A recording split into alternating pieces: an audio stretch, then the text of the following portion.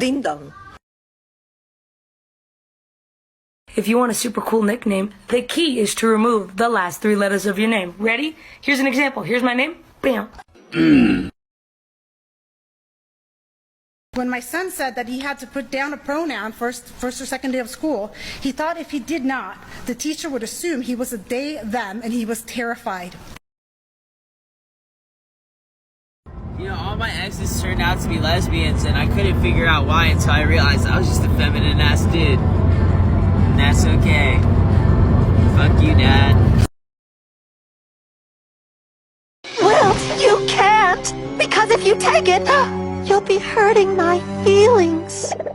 You know, I was thinking about that. And the thing is, I really don't care.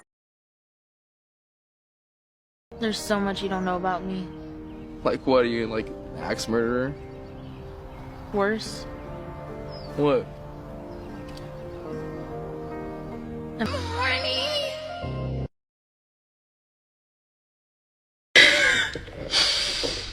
You're right. You're right and you're wrong. Like, you're right and wrong. Like yes, but also no, but like, thanks. You're the brother, right? Yeah. Were you always the brother? Not always. What were you before? They're a sister. How come it changed? Because I wanted to be a boy.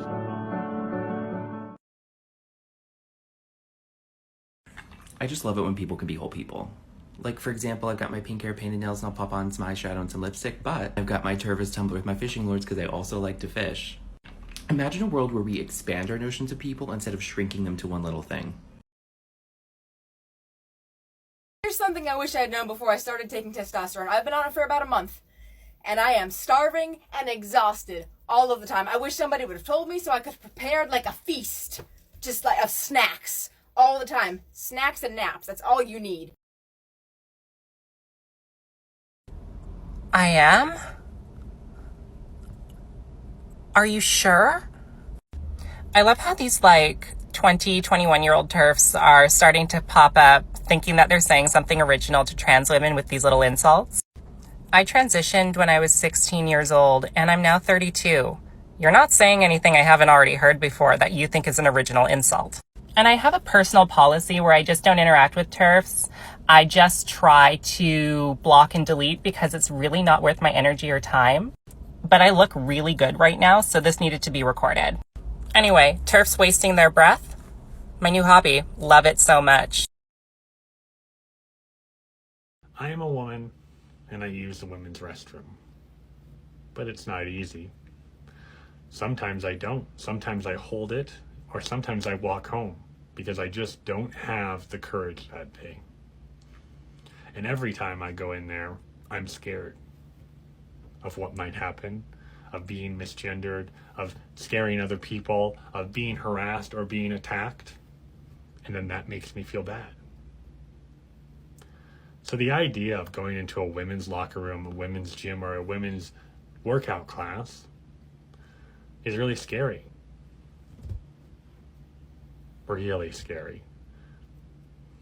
I don't want to be misgendered, attacked, or harassed. I don't want to make other people feel uncomfortable.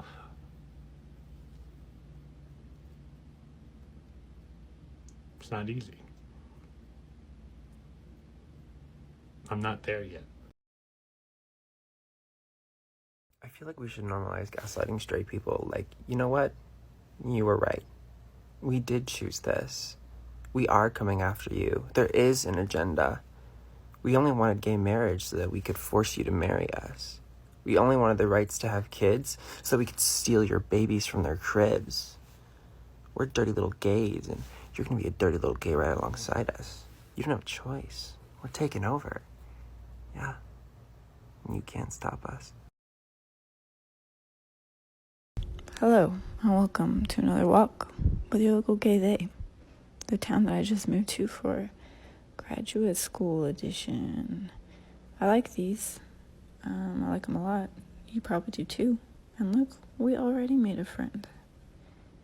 Whoa, that's some good advice, yellow arrow. I think I will be going this way, thank you. Another arrow. This one's on a sign though, like it's on a sign put up by the man, so I'm gonna go in the opposite direction, which was a bad idea because it took me directly to this typeface. Dark energy. I simply must be going now. Sick. Matching leaves. I love a good rock wall. Because lichen abounds. Like, this is an entire masterpiece. This is also a masterpiece. Once again, masterpiece. I would like to sit on this bench, but if I did, the crows would fly away, and they're like, why I like the bench. And oh, look, our journey has a prize at the end of it. How delightful, how nice. And the universe continues to give. Look at these colors. What? Okay. Well, that's it. Hope you had a good time. Thanks for walking with me. I love you. Bye. Who's that Pokemon? It's Pikachu! It's the fairy! This shit is so accurate, it hurts. Because when I tell y'all that I could never complete the assignment when my study buddy was a male, like, ever, as in not once. So much, in fact, that I began to believe that I didn't like to do the assignment at all, and had somehow convinced myself that my equipment was not equipped enough to complete the assignment. But then I changed study buddies. And baby, when I tell you we complete that assignment every time, and sometimes with extra credit. So believe me when I say, if you can relate to this experience, sister girl, your equipment is well equipped. You just may have the wrong study buddy. And hopefully you pick up what I'm putting down, okay? Man, I ain't feeling this, man. Nah, dog. Like, they trying to push this gay agenda on the children, man. What about the kids, man? Yeah, what about the kids? What about when I was a damn kid, when y'all was trying to force my black ass to be straight? Let's be real. Let's talk about the black shit that the black community don't want to talk about. Let's talk about how a lot of heterosexual, black, toxic masculinity men were forcing young black men at a young age to do sexual activity just to make sure that they turned out to be straight. Come on, let's talk about it. No, don't run. Show of hands, how many of you were exposed at a young age by a family member, a brother, a cousin, an uncle, to try to do sexual acts as a rite of passage for your heterosexuality? Because I was. They saw a little swish in my hip. They saw that something wasn't completely there. I had a little sugar in my tank. Even Boosie Badass, the man y'all keep defending, even went publicly and said that he even paid a whole grown-ass woman to molest his child. But y'all didn't do shit. Y'all didn't cancel him then. Videos coming out of Lil Wayne talking about he was molested at 11 as a rite of passage. Same shit that happened to me. But nah, gay people got an agenda.